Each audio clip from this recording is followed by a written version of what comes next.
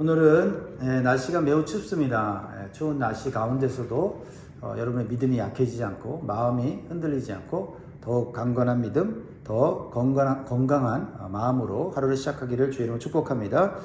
자, 오늘 우리에게 주시는 하나님 말씀 여호수아 16장 1절 10절 말씀을 통해서 주시는 교훈과 기도 제목을 나누겠습니다. 기도 제목 따라 하시겠습니다. 하나님이 주신 축복을 잘 관리하게 하시고 끊어야 할 죄악을 속히 끊게 하소서. 아멘. 사랑하는 성도 여러분, 사람은 누구나 축복을 원합니다. 더 잘 되기를 원하고 더 넉넉해지기를 원하고 더 안전한 길을 원합니다. 그런데 성경은 우리에게 이렇게 묻습니다. 너는 축복을 받을 준비가 됐느냐? 그리고 받은 축복을 끝까지 지켜낼 믿음이 있느냐라고 묻습니다. 우리가 축복을 원한다면 그 축복에 합당한 준비, 믿음이 있어야 될 줄 믿습니다. 오늘 본문에 나오는 요셉 지파는 이스라엘 12지파 중에서 2배의 축복을 받은 기업입니다. 그러나 동시에 불순종으로 인해서 뼈아픈 실패를 남긴 지파이기도 합니다. 하나님은 이 요셉 지파를 통해서 축복과 타락이 한 공동체 안에 동시에 나타날 수 있음을 우리에게 교훈해 주십니다. 첫 번째, 고난을 통과한 믿음 위에 주어진 2배의 축복에 대해서 말씀을 나누기를 원합니다. 오늘 4절을 보니까요, 요셉의 자손 므낫세와 에브라임이 그들의 기업을 받았더라. 요셉 지파는 다른 지파와 다른 점이 있습니다. 그것은 요셉 지파는 요셉의 아들인 에브라임과 므낫세를 2지파로 나누어서 기업을 받았다라는 것입니다. 즉 2배의 축복을 받은 것입니다. 그런데 이것은 우연이 아닙니다. 창세기 48장에 보면 아버지 야곱이 요셉의 자손을 위해서 축복하는데 장자의 몫을 받아 2배의 기업이 될 것을 예언했습니다.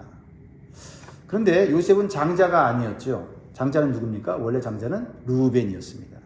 그래서 장자의 축복은 2배로 받는 축복은 르우벤의 것이었지만 그가 죄로 말미암아서 그의 장자 권리가 요셉에게로 넘어온 것입니다. 이렇게 받을 축복이 있어도 죄를 지으면 그 죄가 축복을 막는다는 것을 깨닫게 됩니다. 그러면 왜 요셉은 2배의 축복을 받게 되었을까요? 요셉의 인생을 돌아보면 우리가 그것을 깨달을 수가 있어요. 형들에게 버림받고 노예로 팔리고 억울하게 누명을 쓰고 감옥까지 갔지만 그는 어느 자리에서나 원망하지 않고 절망하지 않고 하나님을 끝까지 붙잡았습니다. 그리고 감옥에서조차도 성실하게 일함으로 인정받았다라는 겁니다.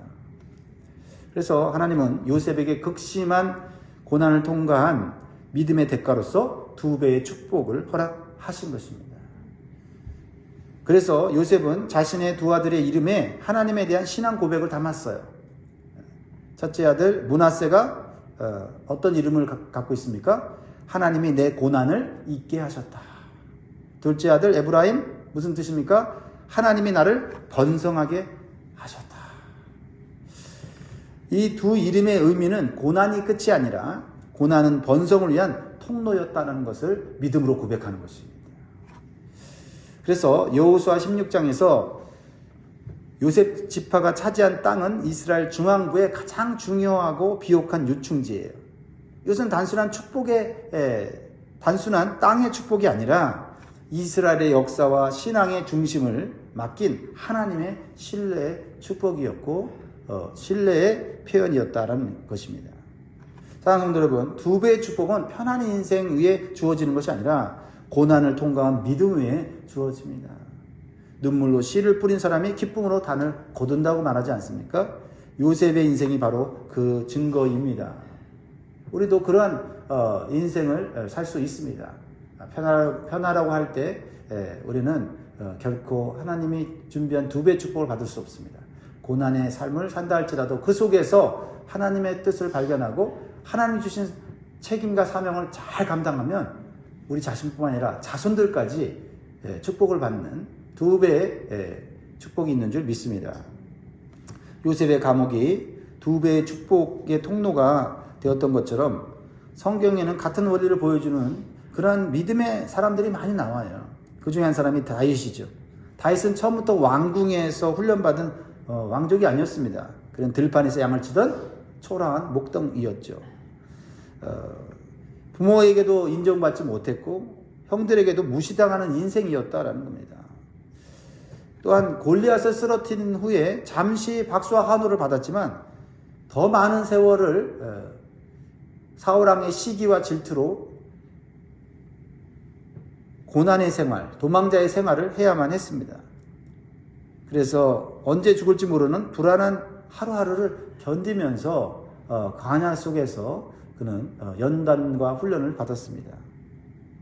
그러나 다윗은 그 광야의 자리에서 정말 지치고 피곤하고 절망적인 상황 가운데 있었지만 원망하지 않았습니다. 환경을 저주하지도 않았습니다. 오히려 그는 그 자리에서 하나님을 더 깊이 찾고 하나님의 구원을 위해 그는 항상 하나님 가까이 있었습니다. 그래서 하나님께 도우심을 받았고 위기에서 구원을 받았죠. 시편의 고백처럼 여호와는 나의 목자시니 내게 부족함이 없다 라고 하는 이런 믿음의 놀라운 영성을 배우게 되었습니다. 그리고 시간이 지나 하나님은 사울을 내려놓고 다윗을 이스라엘 왕으로 세우셨습니다. 요셉이 감옥에서 다윗이 광야에서 연단을 받을 때 하나님은 이미 그들의 인생 뒤에 준비된 다음 시대의 사명과 2배의 축복을 준비하셨어요. 이것이 바로 고난을 통과한 믿음 위에 주어지는 하나님의 축복의 방식입니다. 이게 진짜 축복이에요. 고난 후에 하나님께서 준비된 축복이 있다는 것을 기억하시기 바랍니다. 성도 여러분, 지금 여러분의 자리가 어떤 자리입니까? 억울한 자리입니까? 오래 인내해야 되는 자리입니까? 아니면 외로운 자리입니까? 그 자리는 하나님이 버리신 자리가 아니라 2배의 축복으로 이어지는 요셉의 자리가 될 수 있습니다. 지금의 고난을 불평하지 마시고 믿음으로 통과하는 것이 지혜로운 삶인 줄 믿습니다. 그 자리가 여러분과 여러분의 자녀들을 위한 2배의 축복이 임할 수 있기를 주의 이름으로 축복합니다. 두 번째로 주시는 교훈은 2배의 축복 안에서 드러난 불순종의 실패에 대해서 말하고 있습니다. 축복을 받았지만 그 축복을 계속 누릴 수 있는 것은 순종을 통해서 누리게 된다는 것을 보여주고 있습니다. 오늘 말씀은 요셉 지파의 영광만을 기록하고 있지 않습니다. 여호수아 16장 10절을 이렇게 증언합니다. 같이 읽습니다. 시작. 그들이 게셀에 거주하는 가나안 족속을 쫓아내지 아니하였으므로 아라한 족속이 오늘까지 에브라임 가운데에 거주하며 노역하는 종이 되니라. 겉으로 보면 이것도 축복인 것처럼 형통인 것처럼 보일 수 있어요. 가나안 족속을 쫓아내지 않고 노예로 삼아서 경제적 이익을 보고 있지 않습니까? 편안한 삶을 누리고 있지 않습니까? 겉으로 보기에는 이것이 형통의 삶처럼 잘 나가는 삶처럼 보입니다. 그러나 이것은 승리가 아니라 타협이었고 축복이 아니라 불행의 씨앗이었다라는 것을 우리가 후에 알게 된 것입니다. 그러면 요셉 지파가 가나안 족속을 쫓아내지 않은 것은 그 이유는 무엇일까요? 그리고 그것은 무엇을 의미할까요? 첫 번째로는 불순종을 의미해요. 불순종. 하나님은 분명히 가나안 족속을 모두 쫓아내라고 명령하셨습니다. 그러나 요셉 지파는 다 쫓아내지 않았어요. 이 정도면 충분하다는 생각이 하나님도 이 정도면 그냥 넘어가시겠지. 이 정도 수고하고 이 정도 헌신했으면 넘어가시겠지. 이해하시겠지 하는 자기 합리화가 결국 불순종을 만들었다는 겁니다. 이것은 무엇을 의미합니까? 부분적 순종은 온전한 순종이 아니라는 것을 보여주는 것이죠. 불순종의 씨앗이 남아있을 때 그 불순종의 씨앗이 나를 잡아먹게 된다는 것입니다. 두 번째로는요, 욕심입니다. 욕심. 요셉 지파는 가나안 족속을 제거하지 않고 그 가나안 족속을 노역하는 종으로 삼았다라는 겁니다. 이 말은 하나님 뜻보다는 자신들의 이익이 기준이 되었다는 거죠. 쫓아내기보다는 쫓아내려면 또 힘들고 쫓아내려고 하면 귀찮고 힘드니까 어떻게 해요? 그냥 내버려 두고 노예로 쓰자. 그런데 그것은 하나님의 뜻은 아니었다라는 거죠. 이것은 쫓아낼 대상을 나의 이용거리로 바꾼 욕심이다. 욕심이다라는 것을 보여주고 있습니다. 결코 욕심으로 얻은 형통은 형통이 아니고 그 욕심 때문에 망하게 된다는 것을 우리는 성경과 일상생활을 통해서 분명히 알게 되는 것입니다. 세 번째는요, 나태함이에요. 나태함. 이미 땅도 얻었고 전쟁에도 지쳤고 이쯤 하면 됐다라고 하는 영적인 피로감과 나태함이 온전히 순종하는 것을 멈추게 만들었습니다. 그러나 이렇게 남겨진 죄는 훗날 사사시대에 이스라엘을 전부 무너뜨리는 우상 숭배와 영적 타락의 씨앗이 돼요. 사사시대를 한마디로 뭐라고 얘기합니까? 암흑의 시대라고 하지 않습니까? 그리고 하나님 주신 가나안 땅에서 오히려 노예로 사는 불행한, 날마다 먹을 것, 입을 것 걱정하면서 사는 인생이 되지 않았습니까? 이것은 쫓아내야 될 죄와 더 이상 싸우기 싫었던 나태한 신앙 때문이었다라는 것입니다. 나태함이 당장은 안락함은 주지만 결코 우리에게 안전과 평안을 보장하지 않는다는 것을 기억해야 하는 것입니다. 그래서 이스라엘 안에서 종노릇을 하던 가나안 족속이 어느 날부터 이스라엘의 신앙과 삶을 지배하는 주인이 된 것입니다. 사랑하는 여러분, 죄는 감기와 같지 않습니다. 죄는 암과 같아요. 조금 남겨두면 반드시 퍼지고 다시 살아납니다. 요셉 지파가 조금 남겨둔 가나안 족속이 이스라엘 전체를 병들게 만든 것처럼 우리 인생에 남겨둔 작은 타협 하나가 우리 전체의 인생과 신앙을 무너뜨릴 수 있다라는 것입니다. 혹시 여러분의 삶에도 쫓아내지 않은 가나안 족속이 있지 않은가? 내가 소홀히 여기고 이 정도면 내가 통제할 수 있다라고 하는 그러한 것들이 있는지 생각해 봐야 되죠. 끊지 못한 죄의 습관, 정리하지 못한 세상의 쾌락과 안락, 내려놓지 못한 욕심들을 한번 살펴보아야 되겠습니다.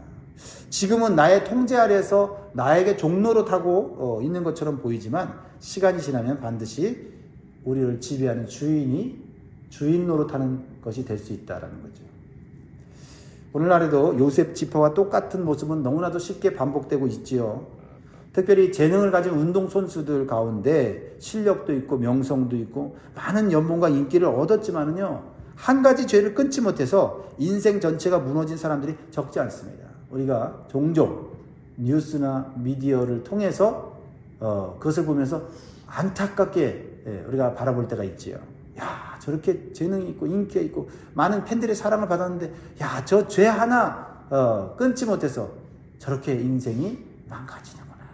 왜 높이 올라갔나? 왜 저 재능을 개발했는가? 차라리 평범하게 살지. 뭐 이런 생각까지 드는 거 아닙니까? 처음에는 대부분 이렇게 생각을 하는 것입니다. 이 정도는 내가 관리할 수 있어. 지금은 내가 잘 나가니까 괜찮을 거야. 그래서 술도 중독도 관계의 문제도 탐욕도 그대로 두는 거죠. 처음엔 그것들이 정말 내 종처럼 보이죠. 필요할 때만 쓰고 원하면 끊을 수 있는 것처럼 보입니다. 그러나 어느 순간 그 죄는 더 이상 종이 아니라 그 사람의 삶을 지배하는 주인이 되어버리죠. 그때부터 실력도 명성도 가정도 커리어도 한순간에 무너져 내립니다. 요셉 지파가 가나안 족속을 노역하는 종으로 남겨두었다가 그 종이 결국 이스라엘의 영적 주인이 되어버린 것처럼 오늘도 사람들은 조금 남겨둔 죄 때문에 내가 통제할 수 있다라고 하는 착각 때문에 인생 전체를 잃어버리고 있다는 사실입니다. 결코 간과해서는 안 되는 일이죠. 말씀을 맺겠습니다. 사랑하는 성도 여러분, 요셉 지파는 2배의 축복을 받았지만 순종에 실패하여 그 축복을 훼손했습니다. 하나님은 오늘 우리에게 이렇게 말씀하십니다. 축복을 받는 것보다 더 중요한 것은 받은 축복을 끝까지 지켜내는 순종이다. 여러분, 우리가 보통 생각하기를 열심히 살아서 정말 노후에 풍족함을 준비하는 분들이 계시죠. 그런데 풍족함의 그 노년이 오히려 고통과 괴로움의 인생이 되는 경우가 있다는 거죠. 풍족한 것을 준비했다고 해서 결코 그 풍족함이 지켜지는 것이 아니다는 거죠. 마음을 지키고 생각을 지키고 그리고 우리가 가졌던 신앙과 우리 하나님을 향한 열정과 헌신을 우리가 내려놓는다면 그 풍족함은, 노년에 만들어놓은 풍족함은 하루아침에 사라질 수 있다는 거예요. 그러니까 우리는 끝까지 믿음의 경주를 해야 될 줄 믿습니다. 여러분에게 주어진 축복이 현재 큽니까? 그렇다면 순종으로 지켜내시기 바랍니다. 오늘 끊어야 할 죄가 있습니까? 그렇다면 오늘 끊어내십시오. 오늘 제거하지 않으면 반드시 내일 나를 노예로 만들 것입니다. 하나님 성도 여러분, 요셉처럼 고난을 통과한 믿음 위에 하나님의 2배의 은혜가 임하기를 축원드립니다. 동시에 받은 축복을 타협으로 무너뜨리지 않고 끝까지 순종으로 지켜내는 거룩한 믿음의 사람들이 되시기를 간절히 축원합니다. 기도하겠습니다.